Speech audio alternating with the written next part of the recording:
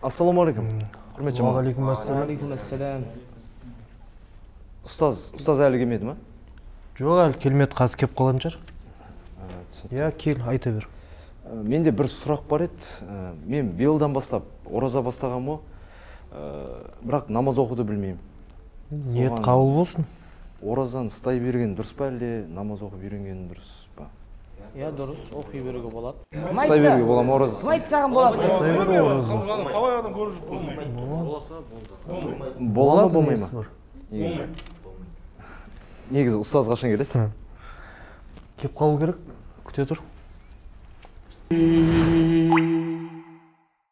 Бисмиллахир-рахманир-рахим. Кейбір адамдар осылай, егер сен намаз оқымайтын болсаң, сенің оразаң қабыл емес деген сияқты сөздерді айтады.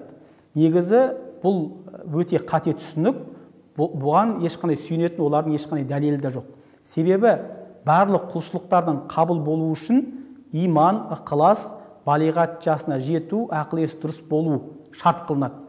Және де әр құлшылыққа қойылатын өзінің шарттары бар. Мысалы, намаз өз алдына жеке дара құлшылық болатын болса, ораза өз алдына жеке дара құлшылық. Оразаның шарттарының ішінде намаз оқу керек деген онда ешқандай шарт жоқ. Сондықтан да, мысалы, намаз оқымайтын адам болса да, ол ораза ұстауына болады.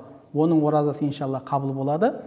Және де біз оған сенің оразаң қабыл емес деп айту емес, біз оған оразаңыз қабыл болсын, жаңада енді намазға да жығылыңыз деген сияқты осындай жақсы сөздер айтуымыз керек. Алла тағала тұтқан оразаларыңызды қабыл қылсын.